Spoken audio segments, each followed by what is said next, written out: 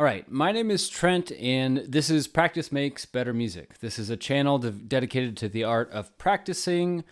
I love to practice, and I want to share ideas about how I like to practice, best ways to improve and get better, and to have fun while practicing. So this lesson is going to cover some ideas surrounding how chords, scales, and arpeggios all fit together into a complete system that really creates an unbroken pattern that moves across the entire fretboard of the guitar. Today I'm going to focus on some triad shapes, common triad shapes on the first four strings, and the scales, ways to practice the scales that you may not have tried before, using like an ascending arpeggio and then a descending scale. I'll go through those in detail, but first I just want to mention that if you haven't visited my site and checked out the free course I have available, I've got a free course that's called Pentatonic Pathways, and this is a great course that will help you increase your fluency across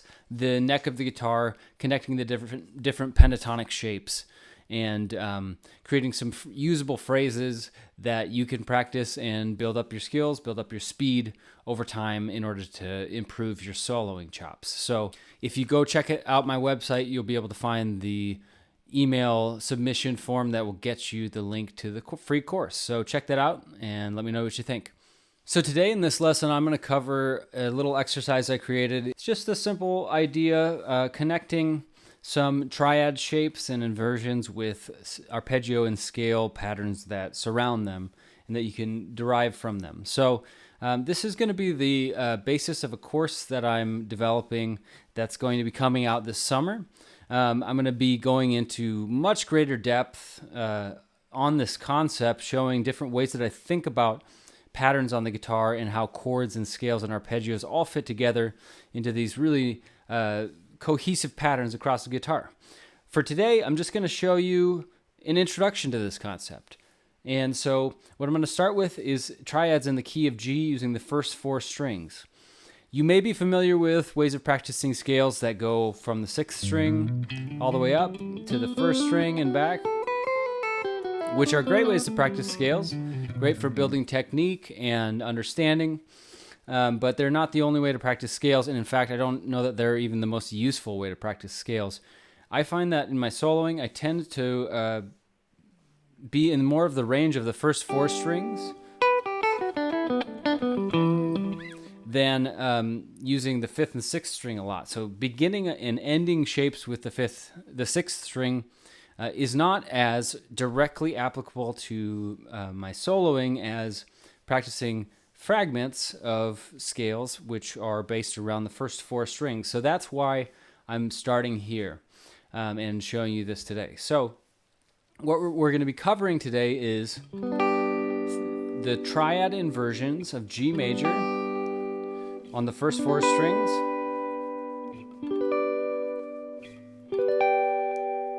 and then in arpeggio pattern, just making a broken chord out of each of those, and then going down a descending scale pattern that helps you to understand all of the notes that surround these chord shapes. So to begin, I'm going to show you the triad shapes. First we have a root position triad, G at the fifth fret of the fourth string, B at the third string on the fourth fret, D on the second string on the third fret, and G on the first string third fret. My first finger is barred to cover the first and second string, and this is just a G major shape taken directly out of type 1 bar chord, G major.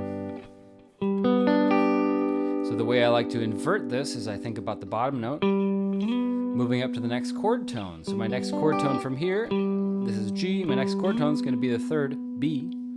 And now my shape goes from here, and I move up, and then I switch. I'm going to bar my first finger at the 7th fret and then move my second finger up to the second string at the 8th fret. So here's my root position. Here's my first inversion. Let me try to give you a good angle on that.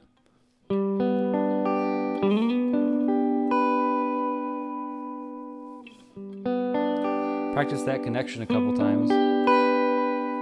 Then moving up to second inversion, I'm going to go from the third up to the fifth of the chord.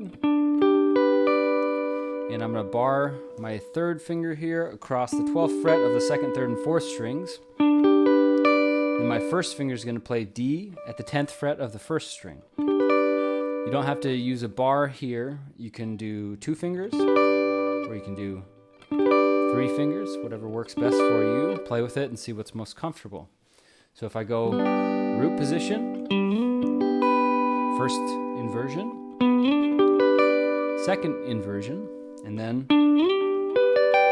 my next inversion up is going to be root position again, 1 octave higher than where we started.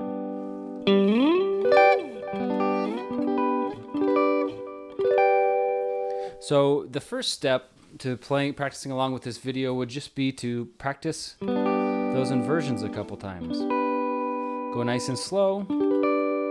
Make sure you feel comfortable with each shape in turn. Go back down.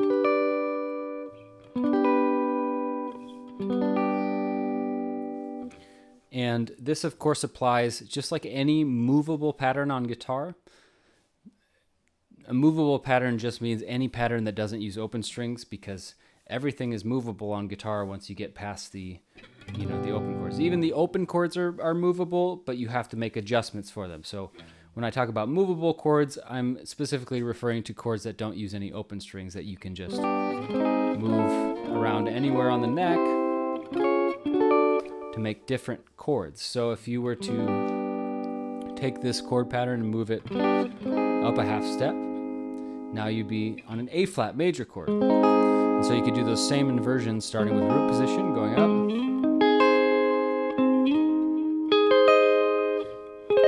and back down in A flat. I'm just showing you this to show that these are translatable to anywhere, any key on the guitar. They're going to look a little different if you end up starting at, like, say, E up here. It's going to be hard to reach. I mean, you can reach that last one, but you might also want to go down from there.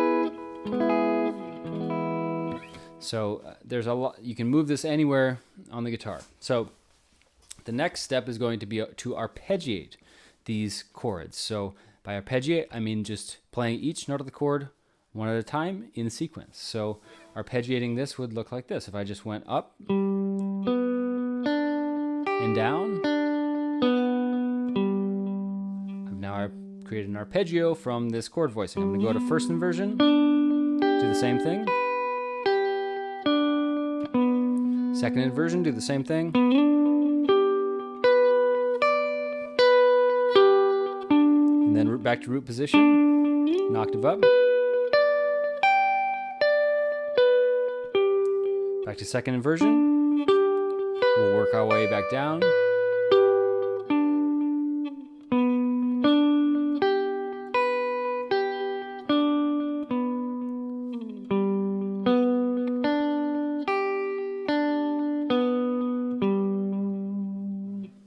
And so on.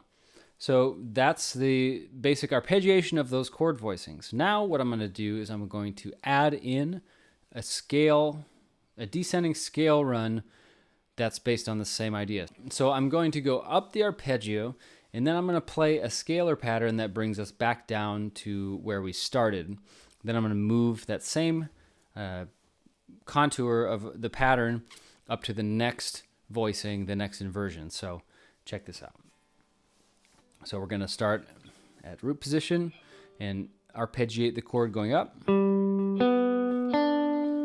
And then I'm going to reach up to the third of the scale, which is B. And now I'm going to descend down the whole scale in the position that corresponds to this chord voicing here.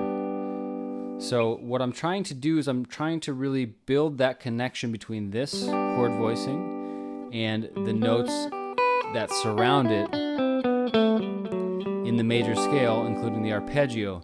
And the function of this is that when you're soloing, chords can act as anchor points for you to understand what notes you can play around a certain area. Even if you don't play a chord voicing like this. If I'm soloing in the key of G major, I might just mentally think about this shape, and that will give me an anchor point from which to see the rest of the notes of the scale that surround it.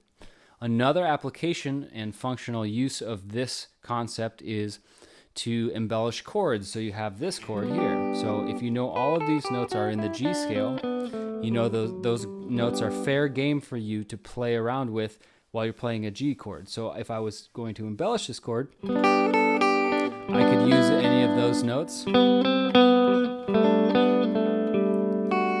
to create new chord voicings, or to embellish the chords in a rhythmic context, like playing rhythm guitar, or playing a chord solo or chord melody. Any of the above. So those are kind of the functional uses of this concept. And again, this is going to be a concept that I dive really deeply into in a course that's coming out this summer. And the idea being that this is a really good foundational lens through which to see the patterns of the guitar. It really helps you to have a holistic understanding of how all of the patterns of the guitar intertwine. And by learning this concept on a major chord, it's easier to apply it to more complex chords like seventh chords or nines and 11s, and really it's all very closely interrelated. So this concept builds up to a very high level of understanding of the patterns of the guitar. So that's why I'm focusing on this. Anyhow, I'm going to show you the rest of the exercise, because the exercise is just made up of, I believe it's 8 bars long, and it's just these 3 inversions with the addition of the octave up of the root position, doing the same rhythm and scale pattern, descending, an ascending arpeggio followed by a descending scale pattern for each of them. So, starting again from root position, I'm going to ascend the arpeggio, then I'm going to go up a third to B, and then descend down the G scale, and then go back up to the root. And now here I'm going to slide into first inversion. I'm going to do the exact same pattern, just adjusting it for the new position that I'm in. So I'm going from the third of the chord, 5, 1, 3, then up to the 5 of the chord, and descending that chord pattern, or that scale pattern, excuse me. And when I get here, I'm going to do the exact same thing here. I'm going to slide into second inversion. And here, I'm not going to play the major 7. I'm actually going to go up to the octave, the G, and skip that major 7, because when I was writing this exercise, I just liked how that sounded better. When I finish out the pattern on this one, on the second inversion, I'm going to go up to the root position and octave up, and do the exact same pattern. Then I'm going to go back down to the second inversion, repeat the same thing that I did before. Now I'm going to slide back to first inversion.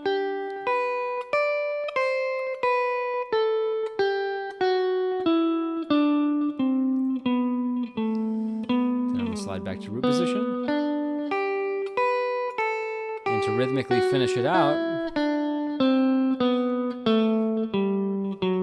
I'm going to go from that G back up the scale again.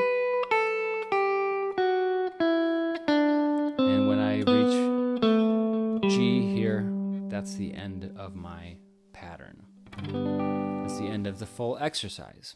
So I'm going to roll a practice along video at a couple of different tempos. So try this concept. Try moving it to some different keys. Move it up a half step and then try to do the same exact thing. Keep moving it up. Try different areas and see if this sparks any understanding of these different connections for you. I really hope it does, and I think it will if you put a little bit of time into it. So at any rate, I hope you get something out of this practice, and I hope that this helps to clear up some areas of the guitar that might have been less clear for you. So have a great week.